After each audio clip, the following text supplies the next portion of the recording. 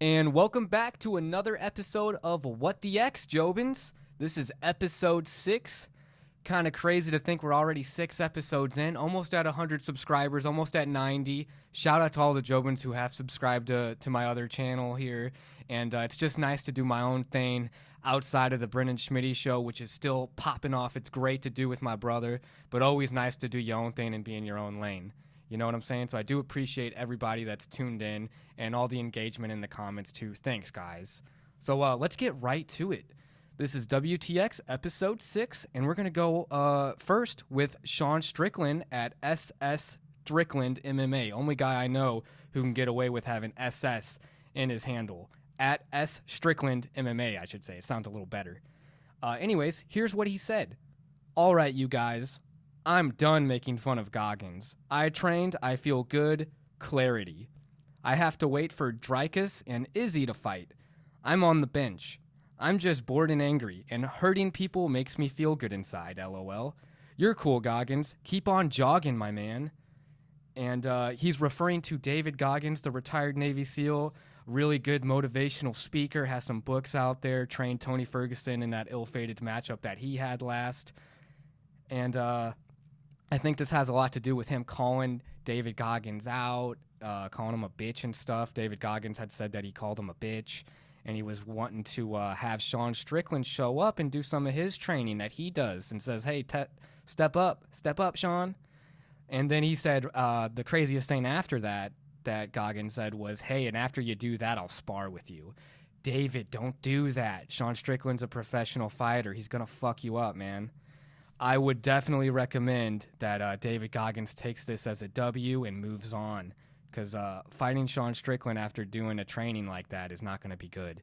I think that he could test Sean Strickland's training for sure. I mean, those Navy SEAL guys are crazy. They have their own skill set. They can kill people. I'm not saying that David Goggins is a bitch by any means, but it's a totally different thing. You know, you can't compare boxing to MMA, as everybody seems to do, just like you can't compare killing people to being a professional fighter. A little different. But I thought that was a good way just to start it off with a little fun one there. We're going to get political again because X, with Elon Musk and everything, it just seems like to be the most political social media app, which is kind of nice. I've been away from social media for a long time until we started the podcast, and then Schmitty being like, dude, you got to make sure you're on top of your stuff there, because I be lacking on the social media post and all that. I do try to keep up, and I feel like an old man sometimes getting back into all these social media platforms, and X is clearly the most political in my opinion. Just reviewing it, trying to find some good tweets. But we're going to go with the president himself, Joe Biden, at Joe Biden. When that butcher Putin invaded Ukraine, Trump called it genius and wonderful. But people would rather talk about how I mix up names. What Joe's referring to is his mix-up in introducing President Zelensky, the Ukrainian president, and accidentally referring to him as welcome President Putin. And I don't want to be too critical on Biden, because I do respect my elders, and he is a senior citizen. So it's fair to just let's give him a break. He is a puppet being controlled by the Democratic National Party. So hang in there, Joe. Hopefully they'll retire you soon and find someone who can stand a little bit better. But that's pretty embarrassing. You know what? I'd love a behind the scenes, Jobins, of like his writing team, because you know Joe did not write that. There's no way in hell that he wrote that. Who's doing the tweets? I would love like a movie that shows the behind the scenes, maybe directed by like Adam McKay, who's directed Dumb Money, that GameStop thing going on, The Big Short, about the crisis there, and make it real. You know, explain what's going on behind the scenes in a way that everyone can understand. Because I think it'd be really interesting just to see how he gets all of his tweets out there. Because I guarantee it's probably a bunch of Gen Z kids that are hired by him to do that. Not by him, but by someone under his administration, because I just don't think Joe functions right. But that is from Joe, and that was pretty controversial. The butcher Putin invaded Ukraine. Trump called it genius and wonderful. I'd like to see that quote because I've never heard that before. But if Jobins, if you've heard Trump say that before, I'd love to see it and hear about that. And I also think that it's complete bullshit to send all that money over to Ukraine. And I'm not, guys, Jobins, I'm not for war at all. I'm against anyone being killed. Innocent lives on any side is not okay. Humanity, that's what I'm about. But I feel like there's a better way to use those funds. How many people have died from the fentanyl crisis? How many homeless are out on the streets right now? We need to really be investing in our own infrastructure first and foremost before we worry about what's going on overseas, where those political, those governments out there, they're not as well established as our own. And to be honest, our own government is kind of a shit show. So to think that there's corruption going on in Ukraine is not crazy when there's corruption going on here. So when we're sending that money out, is it really going to the people that need it the most on the front lines, to the people that are affected by their homes being destroyed by this invasion? I'd like to know. I would love, I tried, Jobins, doing some research today, only for like half an hour, so I'm sure I'd love to hear if anyone has better research and better numbers to give me on the U.S. government spending, because on the fiscal year 2024, it said the top one was at like 22% for in-house spending, and then the second one under that was, what was it? I think it was defense. Money towards defense, which I feel like would be part of that, but I would like to, I'll do a deeper dive into that, Jobins, and get better information on that, because I do want to know where exactly the spending's going, because billions and billions of dollars are being moved around, like it was found under the couch. This is taxpayer dollars. Let's get to the bottom of this, and let's use it towards our immediate issues in this country. But again, my prayers go out to everyone that's been affected by the conflict and all the conflicts out around the world. Human life being lost is never something that's okay. So my prayers to everybody affected by any armed conflict going on. The next tweet, let's just keep moving along. We're going to keep trucking. I like this one by my man, Robert F. Kennedy Jr. at Robert Kennedy Jr. If the Democratic Party calls, sure, I'll answer. This is in regards to the pressure that the Democratic Party, I feel like, has put on Biden to like step down and maybe give it to like Kamala Harris or some other, puppet they can use. But I do want to say this. I don't like the idea of Robert being the Democratic nominee, because then that just means that they somehow were able to figure out a way to control him and buy him. And I much rather keep independent, because this isn't just the Democratic Party. The Republican Party is also I think both parties are absolute garbage, and I think there needs to be a clear change. So Robert, please stay independent, even though the government is pretty corrupt and you're not going to stand a chance anyways. Just keep your name out of that stain, So Robert F. Kennedy, don't answer that call. The next one, this might be a little controversial. I don't know how the Jobins will feel, but Candace Owens at Real Candace O had this to say. And this was in response to Don Lemon. She had a pretty, what's the word I want to look for? A hot debate with him. And he said in the debate, like, because she had a little clip on her tweet, and he said, what do you think of same-sex marriage? Obviously referring to himself. And she was saying, how it's a sin. And he's like, do you think it's a sin? She's like, it is a sin. And then he tweeted, well, that's certainly an opinion, at Real Candace O. And her response is, the Bible is not an opinion, to Don Lemon. And I get where she's coming from, but I also don't, because I don't think everything's black and white. I feel like you should judge a person by their character. And I think that there's plenty of gay people out there that are good people, and just like there's plenty of straight people, just plenty of people in general who are good people. And I feel like everyone should have the right to love. Maybe the one argument I would make maybe is like the sanctity of marriage in the religious sense, to where devout Christians may have issue with that. And Jobins, if you're against that, please voice it in the comments. I'd like the engagement. Let me know what you think. Let me know if you think I'm stupid for saying that. But I think that Candace also sucks pretty hard. And I hate the fact that she would just be like, yeah, you're living in sin because of who you love. And it's like, go fuck yourself. At the end of the day, I just want to be like, go fuck yourself. I will say this. I don't like Don Lemon either. Not because he's gay, but because he's just an awful piece of shit human being. And he tries to... He's a clear puppet of mass media. And the only reason he's not with CNN anymore is because he went past what they were allowed to say. And he wasn't... I guess he just made a fumble and they canceled him because they use cancel culture to control people. And Don Lemon got the wrong end of it one of these times. So they'll eat their own.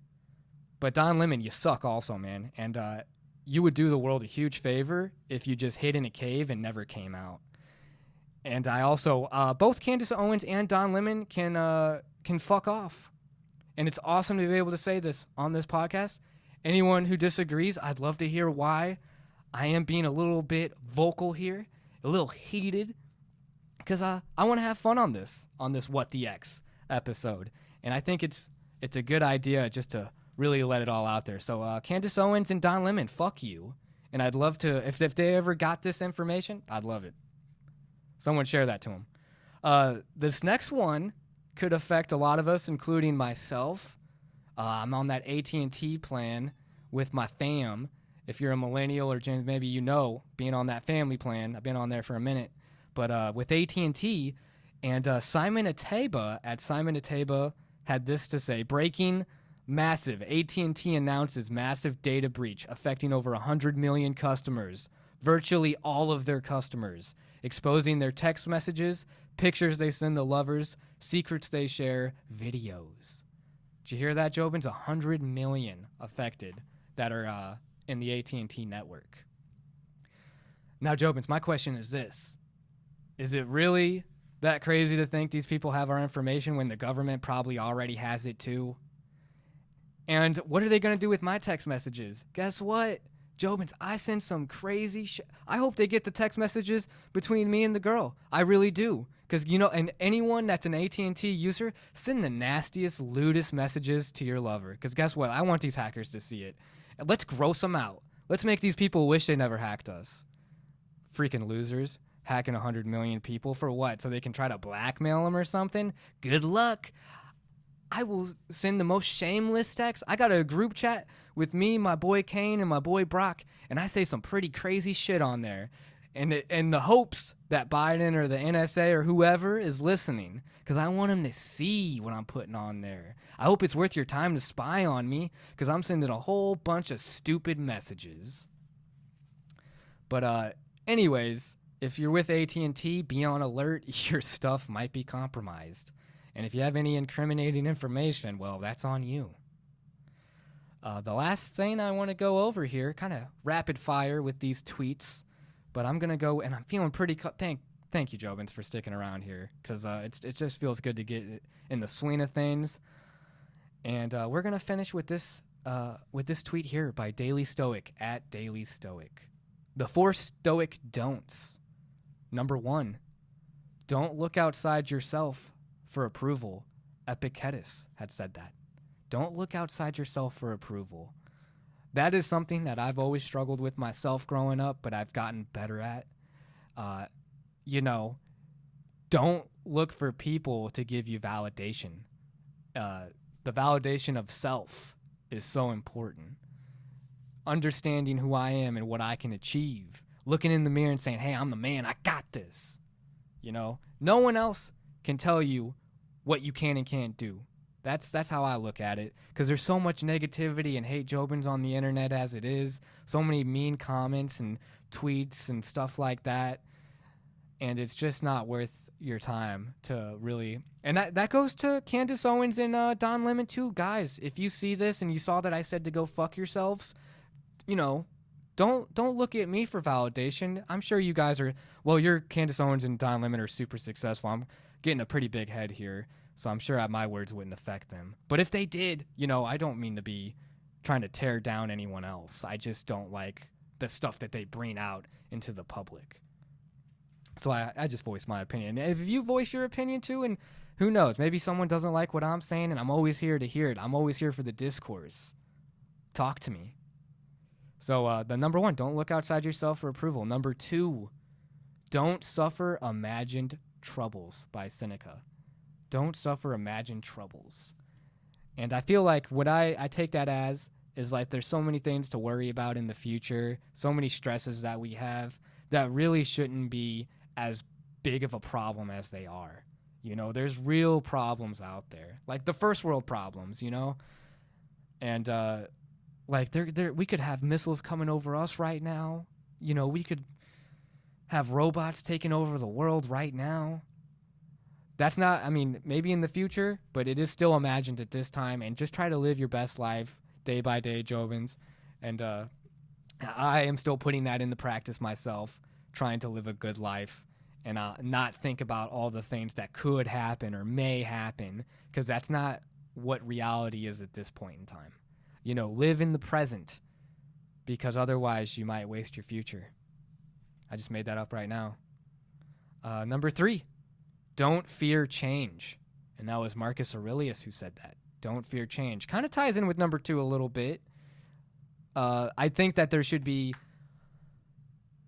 critical thinking and concern about how advancements in technology and in society, with how everything changes, we should keep an open mind and not just willy-nilly be all open arms, but we shouldn't come at it with a place of fear. I don't think we should approach progress with fear.